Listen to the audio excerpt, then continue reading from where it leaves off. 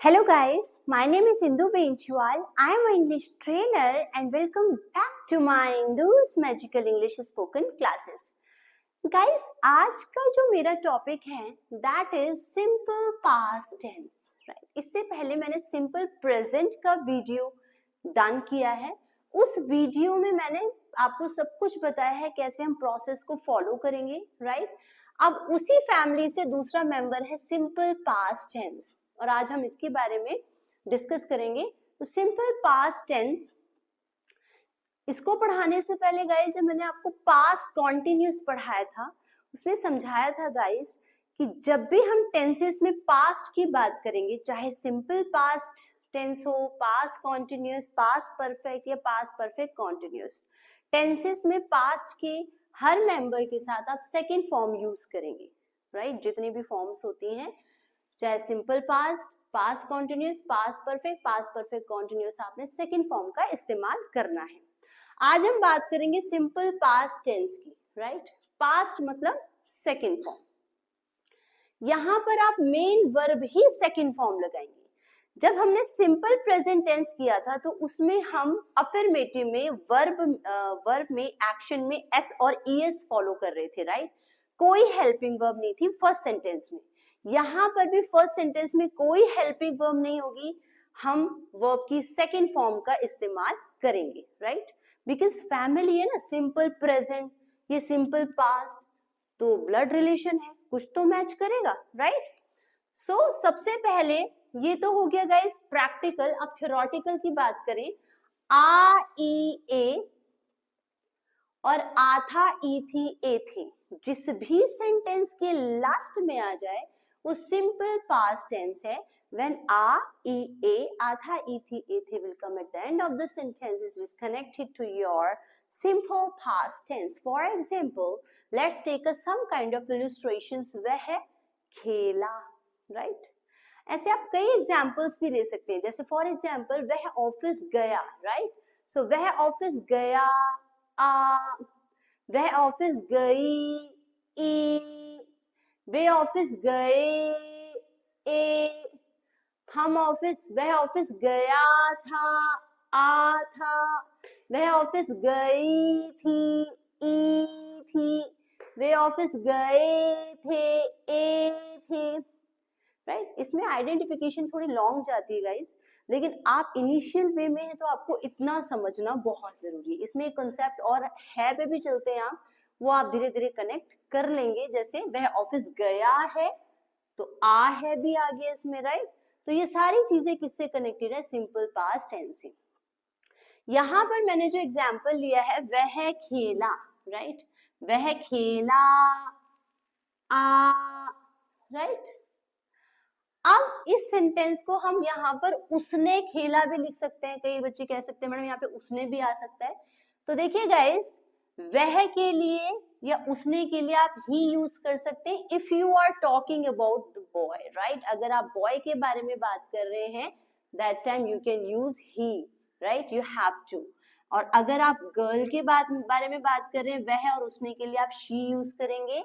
वे और उन्होंने के लिए आप दे यूज करेंगे. हम और हमने के लिए वी यूज करेंगे. तुम, तुमने, यू, मैं, मैंने, आई, राइट?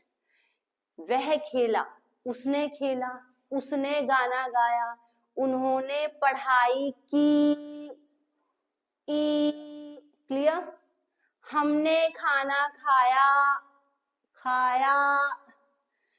राइट? मैंने सोचा, आ, राइट? वे ऑफिस गए, ए, क्लियर? ऐसे कई सेंटेंसेस आप फॉर्मेट कर सकते हैं. सबसे पहला सेंटेंस जो मैंने यहाँ पे लिया, वह खेला, राइट? सो वह के लिए सबसे पहले हमने ही लिखा, राइट? वह की इंग्लिश ही होती है बिकॉज लड़का है तो हम ही प्रेफर करेंगे. अब गाइस यहाँ पर वर्ब यानी एक्शन सेकेंड फॉर्म आएगी बिना कोई हेल्पिंग वर्ब के, राइट? सो हेल्पिंग वर्ब नहीं यूज करेंगे इसमें बिकॉज फैमिली है. सिंपल प्रेजेंट के फर्स्ट सेंटेंस में भी नहीं यूज कर रहे थे तो इसमें भी नहीं करेंगे. सो ही के बाद कुछ नहीं लिखेंगे, सीधा एक्शन वर्ड लिखेंगे. एक्शन क्या है? खेलना. जिस भी जो लास्ट अक्षर है उसको देखिए आप, खाना, ना, हंसना, बोलना, रोना, पहनना, ना ना ना ना ना आ रहे लास्ट में, तो ये सब एक्शन है। खेलना, खेलना की इंग्लिश प्ले होती है, तो प्ले आपने यूज किया।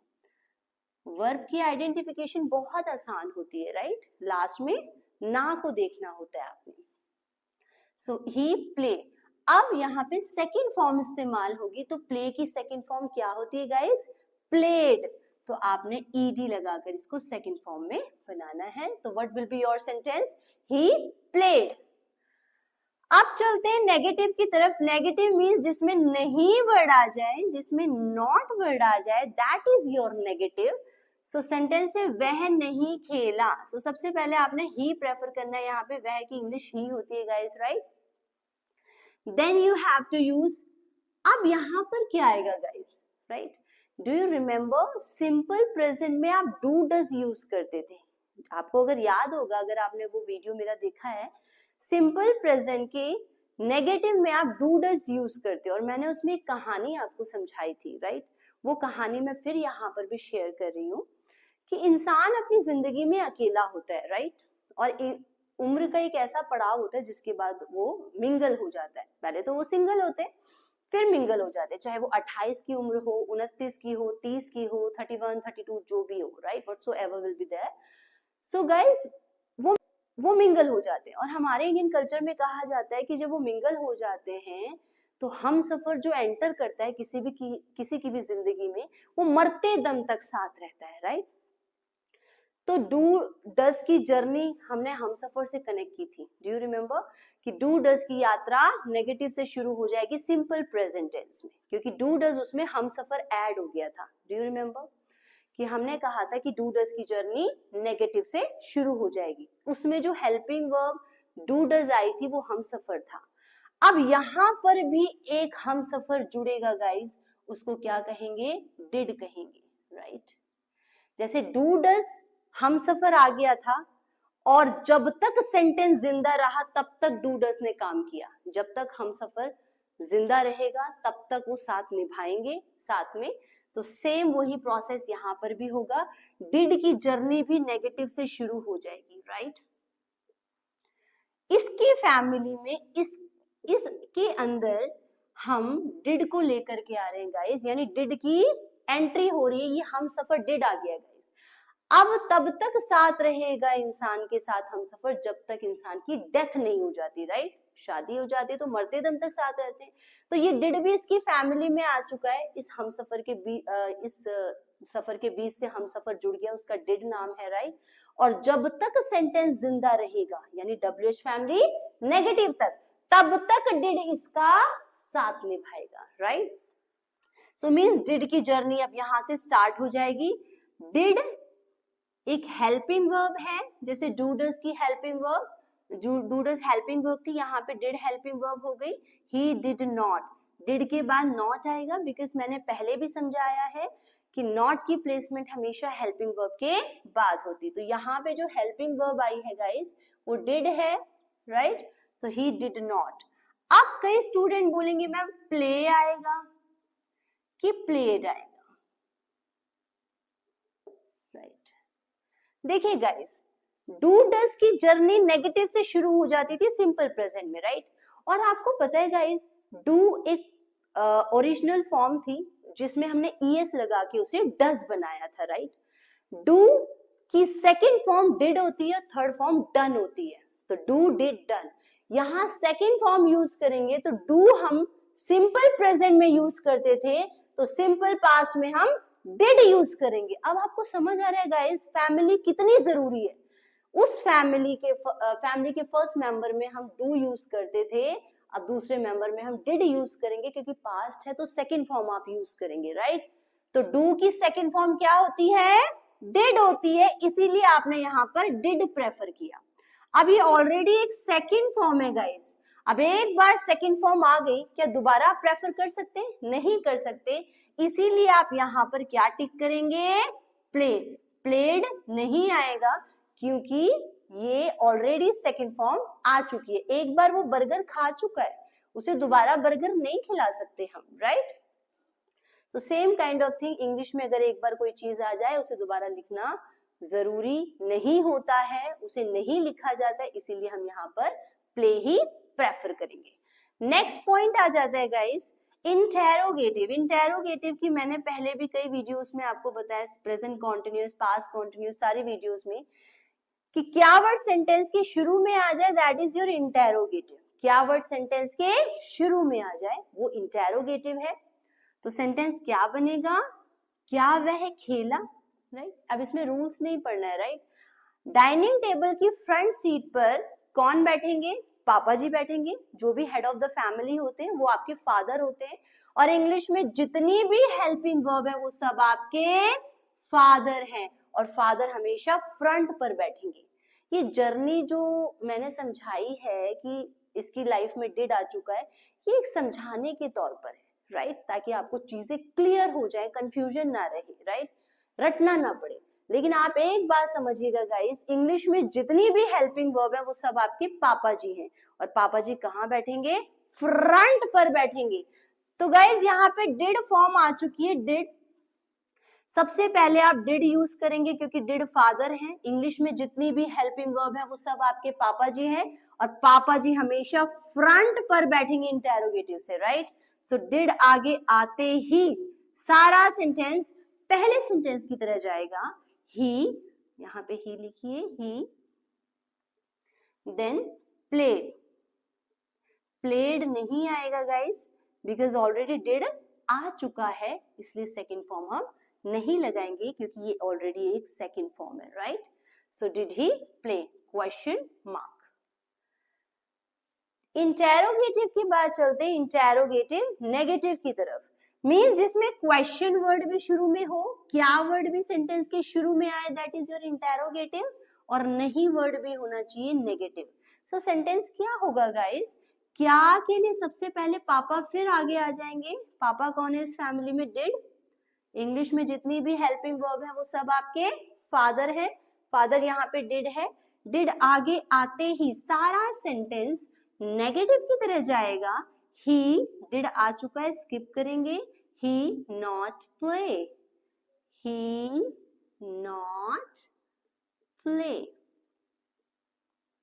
Question mark. सेंटेंस क्या बनेगा guys, did he not play. अब चलते हैं नेक्स्ट WH फैमिली की तरफ। WH फैमिली मींस जब बीच में क्वेश्चन वर्ड आ जाए तो WH फैमिली, और शुरू में क्वेश्चन वर्ड आ जाए तो इंटेरोगेटिव।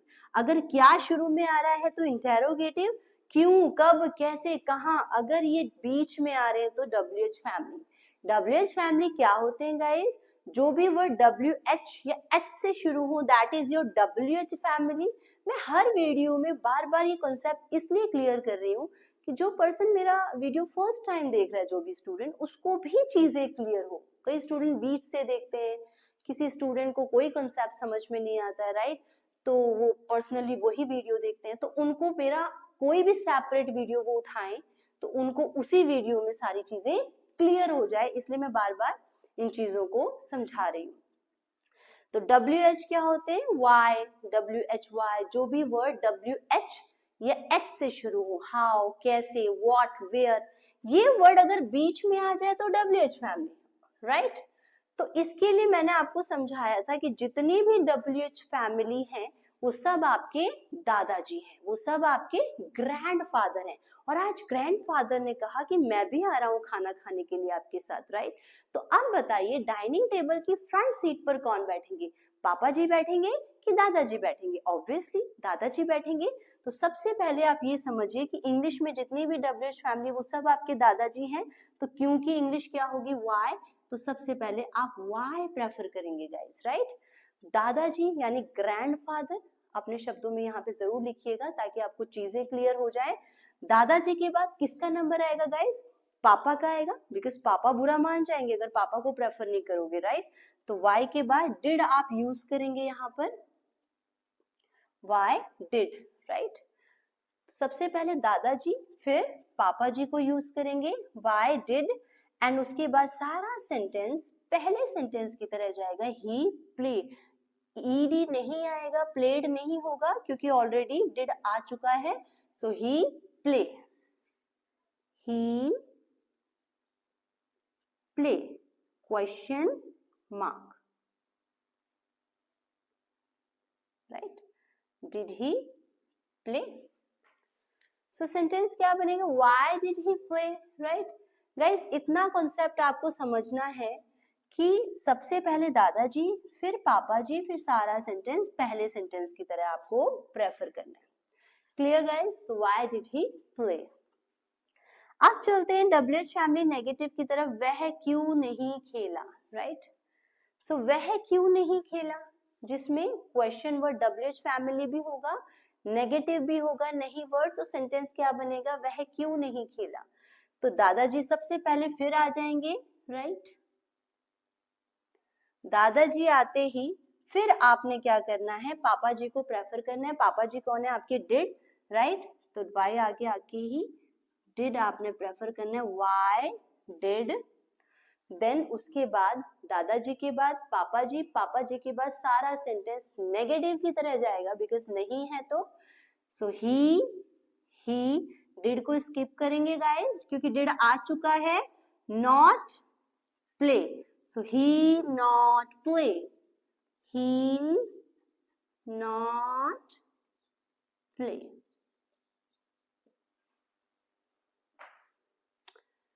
इतना सा कंसेप्ट है गाइस। क्वेश्चन के आंसर हमारे पास क्या सेंटेंस निकल के आया, why did he not play, right.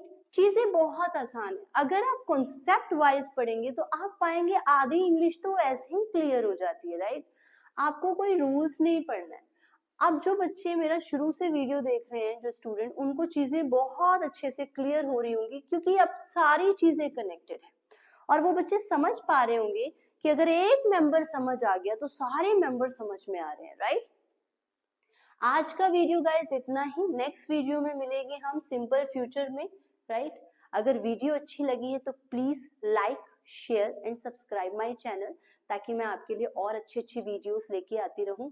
और आगे मैं कम्युनिकेशन स्किल्स की वीडियो भी अपलोड्स करूंगी, आपको समझ में आएगा कि वो कितनी इंपॉर्टेंट है, राइट। तो उसके लिए सबसे पहले आप मेरे चैनल को जरूर सब्सक्राइब और लाइक शेयर जरूर करना है आपने, राइट। सो आज के लिए इतना ही। Thank you so much guys for giving your precious time. Thank you so much.